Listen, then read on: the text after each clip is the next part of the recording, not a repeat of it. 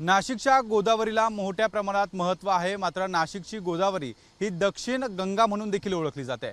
मात्र याच गोदावरी पात्रामध्ये आपण जर बघू शकतो मोठ्या प्रमाणात पाणवेलींनी या ठिकाणी या गोदावरीचं पात्र जे आहे ते रोखून ठेवल्याचं पाहायला मिळते। अनेक दिवसांपासून या ठिकाणी पाणवेली मोठ्या प्रमाणात वाढत असताना प्रशासनाकडून कोणत्याही प्रकारे या पाणवेलींसंदर्भात निर्णय घेतला नसल्यामुळे कुठेतरी या पाणवेलींचा जो विस्तार आहे तो संपूर्ण गोदावरी पात्रामध्ये जो आहे तो पसरलेला पाहायला मिळतोय। आपण सध्या नाशिकच्या या गोदावरी पात्राच्या परिसरामध्ये आहोत। होळकर पूल ते गोदावरी पात्राचा जे आहे जो संपूर्ण परिसर आहे या ठिकाणी मोठ्या प्रमाणात दाट जी आहे पाणवेली या ठिकाणी पसरलेली पाहायला मिळते। या पाणवेलींच्या वाढीकडे मात्र प्रशासनाने अनेक दिवसांपासून दुर्लक्ष केले आणि ऐन पावसाळ्याच्या तोंडावर या ठिकाणी या पाणवेली काढण्यासाठी प्रशासनाच्या माध्यमातून प्रयत्न देखील केले जाते।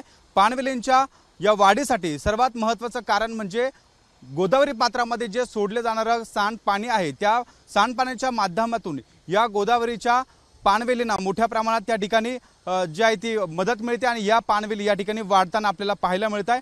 दरम्यान गोदावरी पात्रात पाणवेलींचा दाट हा हिरवा थर आपल्याला या ठिकाणी पाहायला मिळतोय। त्याच मागे या ठिकाणी महत्त्वाचं कारण म्हणजे या गोदावरी पात्रामध्ये अनेक दिवसांपासून सांडपाणी सोडलं जातं आणि याच माध्यमातून या ठिकाणी गोदावरी गटारीकरण विरोधी मंचाकडून जनहित याचिका देखील दाखल करण्यात आली होती आणि महापालिकेला या ठिकाणी आदेशित देखील करण्यात आलं होतं की या गोदापात्रामध्ये सांडपाणी जे आहे ते सोडलं न जाण्यासाठी या ठिकाणी उपाययोजना करण्यात सुचवण्यात आलं होतं। मात्र महापालिकेच्या माध्यमातून या ठिकाणी कोणतेही ठोस निर्णय घेतला नसल्यामुळे या ठिकाणी या पाणवेलींचा विस्तार दिवसेंदिवस आपल्याला वाढताना पाहायला मिळतोय।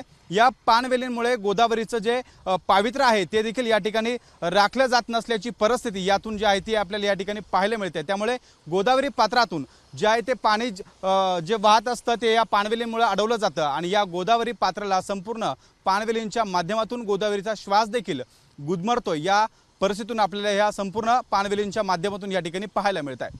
कॅमेरामन किरण कटारेसह शुभम बोडके, एबीपी माझा, नाशिक।